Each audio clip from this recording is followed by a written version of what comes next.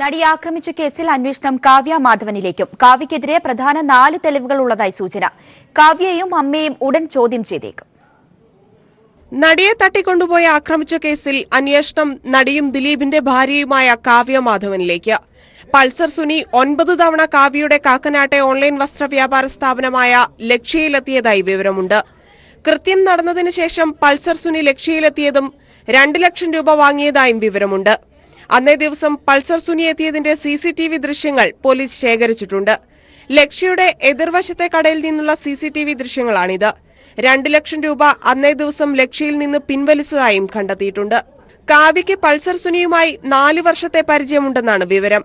കാവ്യയുടെ അമ്മയുടെ ബന്ധുവീട്ടിൽ നിന്നാണ് ദൃശ്യങ്ങളടങ്ങിയ മെമ്മറി കാർഡ് പിടിച്ചെടുത്തതെന്നും വിവരമുണ്ട്. കേസിൽ കാവ്യയെയും അമ്മ ശ്യാമളയെയും ഉടൻ ചോദ്യം ചെയ്യുമെന്നാണ് വിവരം. കാവ്യക്കെതിരെ സുപ്രധാനമായ 4 തെളിവുകളുണ്ടെന്നാണ് വിലയിരുത്തൽ. ഈ പശ്ചാത്തലത്തിൽ കാവ്യയെ ചോദ്യം ചെയ്യുന്നത് നിർണായകമാകും. News bureau, Kochi.